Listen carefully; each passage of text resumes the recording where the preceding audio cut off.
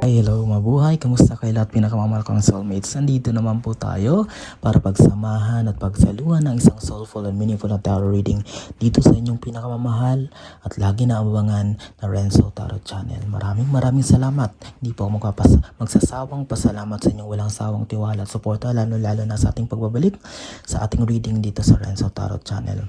If this is your first time po sa ating channel, please don't forget to like, mag-comment po at mag-subscribe at wag na natin patagalin pa itong reading nito. Ito ay alamin natin ang iyong kapalaran.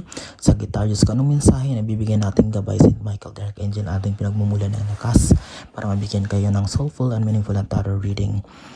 Okay, Sagittarius, alamin natin ang kapalaran, tatlong shuffle ng baraha at sisimulan na natin.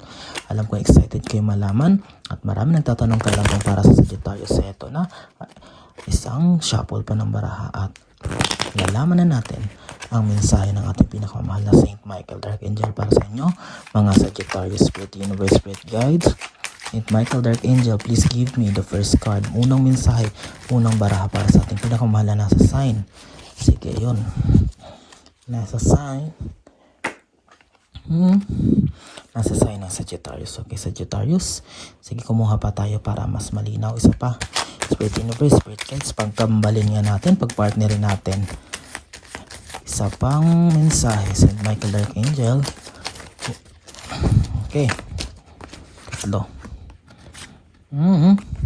This is an interesting card. Sige. Okay, Sagittarius.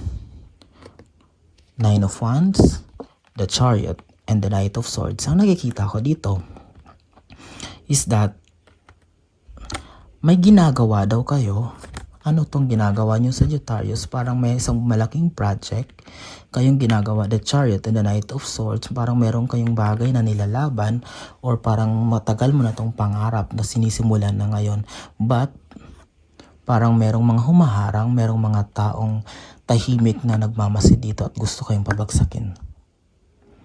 Sagittarius, you are prone to negative criticisms. Walang naging masaya lagi.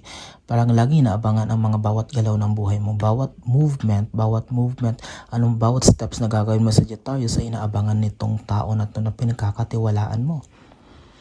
Okay? Iniisip mo, totoo sila, pero mag-iingat ka, Sagittarius, kasi alam, ano daw itong ginagawa mo.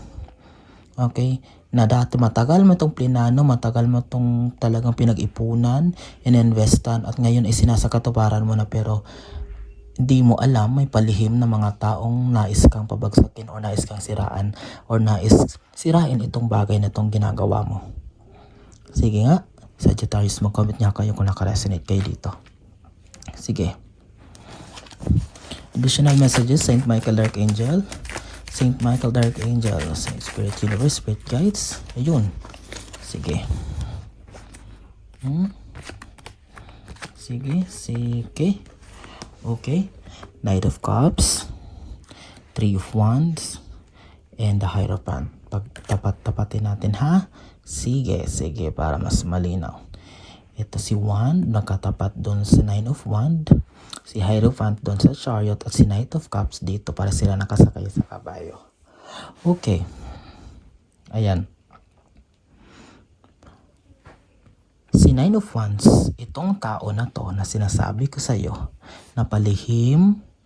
Okay, Sagittarius, makinig ka. Itong tao na to na palihim na may masamang balak sa iyo, naiinggit sa iyo, na sinisiraan ka, is very close in your heart.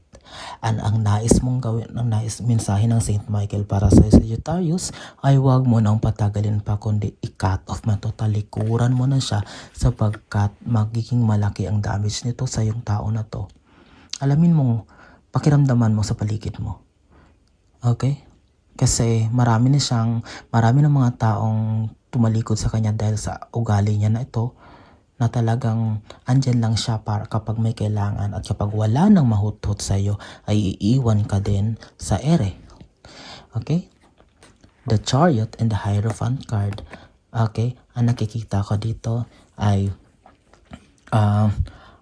itong tao na to ay is parang matured na siya. Okay? And the big thing for you to do is gawin mo rin is Sagittarius ay lumapit ka or sa Panginoon. Something about higher being. Siya lang makakatulong sa'yo. You always pray. This is the Hierophant. Something about, lalo na ngayon Holy Week, you try to confess, mangumpisal ka, may ka ng kapanalan sa Panginoon para hindi mag-succeed itong mga tao na to. Okay? Kasi karma goes around. Kung ano man ito binabalak nila, babalik ito sa kanila for sure at hindi magsasucceed itong mga plano nila. Kapag lumapit ka, lalo na sa universe o sa Panginoon, you need to pray. And ito, Knight of Swords and Knight of Cups, tingnan mo, pareho pa sila, di ba? Ito papunta dito.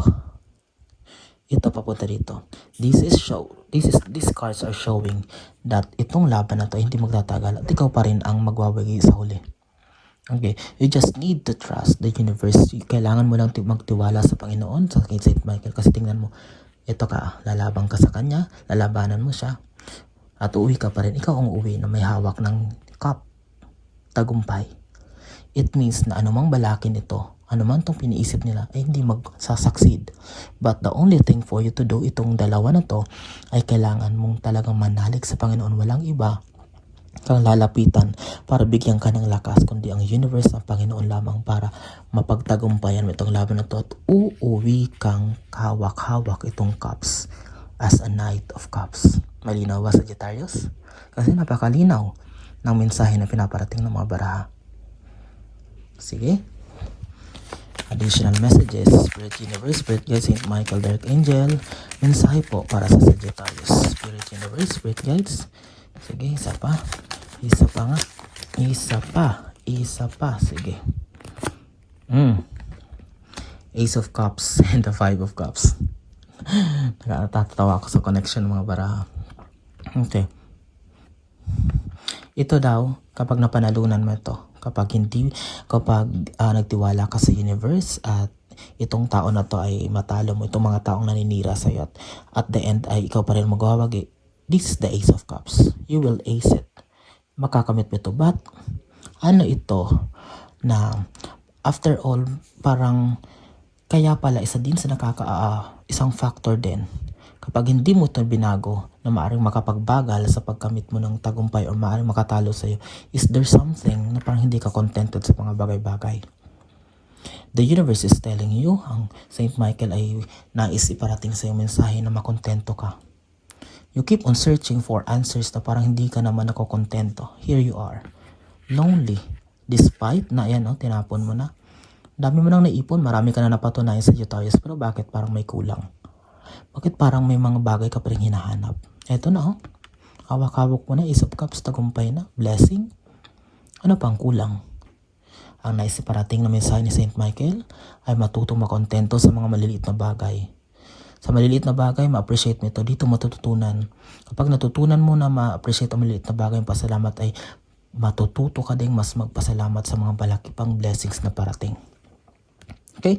2, 4, 6, 8. Sige, last 2 cards tayo ha. Last 2 cards tayo, Sagittarius, para sa iyong mensahe. Last 2 cards para sa ating mensahe. Message ni Saint Michael, Dark Angel, para sa ating pinakamahal na sasayan ng Sagittarius. Eto na po. Hindi nakahagip ng camera. Pasensya na po, pero I'm honest po. Hindi pa ako pakinisip nyo preset na or nakaset na yung mga baraha. Hindi ko po gagawin yan para sa inyo. Tingnan mo. Partner. 7 of Pentacles and the Knight of Pentacles. Pera ang panapos mong baraha. Here you are. Tinitingnan ang tambak na pera. Pero this is in connection pa rin sa hindi ka makontento. Okay? And here you are, the Knight of Pentacles. Uuwi. Ayan ang Knight of Cups. Knight of Pentacles. Uuwi. Hakot ang napakaraming pera. Ang kailangan mo lang gawin is please, Sagittarius, matutong makontento sa kung anong meron ka, kasi ito may konting kalukutan pa rin. Kahit, alam mo yun, ikaw kasi kayong taong mag-comment ka nga, Sagittarius, ikaw ba to? Energy mo ba to? Reading mo ba to? May mga tao sa inyo, parang mayroong Sagittarius ngayon na kahit napakarami ng blessings na dumarating ay parang hindi pa rin makontento. Parang feeling nila kulang pa rin. Be thankful, Sagittarius. Bibihira ang mga taong binibigyan ng universe ng biyaya at napakaswerte nyo. Yan ang naisip parating sa iyo ng Saint Michael na please, ito, 5 of Cups, 7 of Pentacles, makontento kayo. Okay? Kasi kapag di ka makontento, magpatuloy yan, baka hindi na kayo bigyan ng universe ng biyaya. But as of this time, congratulations Sagittarius. Ayan o, napakaliwanag. Knight of Pentacles, uuwi kayo. Kung kanina, umuwi kayong Cups, Dreams and Aspirations. Now, ang panapos na bara, uuwi kayo. Nagtagumpay kayo sa laban, natalo nyo itong mga taong naninira sa'yo, pero hawak-hawak nyo napakalaking pera, Pentacles, blessings that you truly deserve because you fight for it, you fought for it, nilaban nyo to, at pinatunayan nyo sa lahat na karapat-dapat kayo dito. Okay? Sagittarius, naway nakontento kayo sa isang soulful and meaningful tarot reading natin pinagsamahan ngayon. Alam po, napakaliwanag, napakalinaw na mensahe na pinarating ng ating gabay St. Michael Dark Angel para sa inyo, pinakamahal kong Sagittarius. Huwag po kayo magsawang suportahan ang ating channel para sa mga mas marami pang reading nating pagsasamahan dito sa inyong lingkod, pinakamamahal at lagi sinusubaybay na Reso Tarot Channel. Pinakamamahal kong soulmates na FWs, mga teenagers na nakaabang dyan sa Pilipinas, sa mga panig ng mundo. Ano man ang ginagawa nyo ngayon, mag-iingat po kayo lagi. Maraming salamat. Mahal ko kayo and God bless us all.